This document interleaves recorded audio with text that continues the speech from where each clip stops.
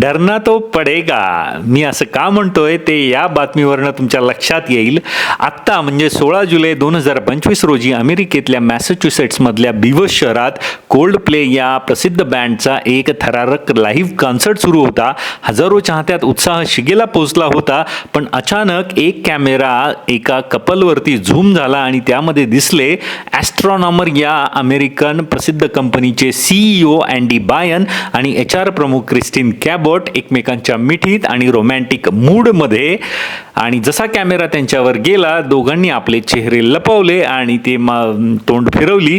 ते पाहून त्या बँडचा लीड सिंगर क्रिस मार्टिन स्टेजवरनं म्हणाला, either they are having an affair or they are just very shy.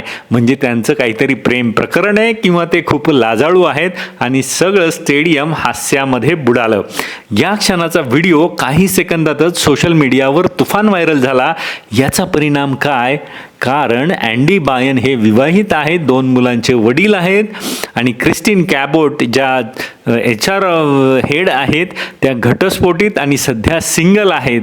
आणि त्या दोघांनी त्यांचं नातं आधी उघड केलेलं नव्हतं. ॲस्ट्रॉनॉमर या कंपनीचं धोरण स्पष्ट आहे.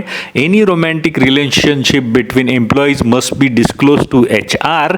मात्र या दोघांनी ते लपवून ठेवलं होतं आणि या कन्सर्टच्या निमित्ताने ते सगळ्या जगासमोर आलं. बोर्ड ऑफ डायरेक्टर्सनं दोघांना ॲडमिनिस्ट्रेटिव्ह लीव्हवर ताबडतोब पाठवलं आणि पुढे चौकशी सुरू झाली.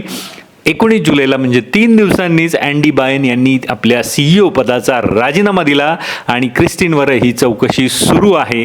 या एका कॅमेऱ्यामध्ये सापडलेल्या क्षणाने एका कंपनीचा CEO, त्या कंपनीची HR ऑफिसर, त्या कंपनीची रेप्युटेशन हे सगळं एक जगभर चर्चेचा विषय झालं.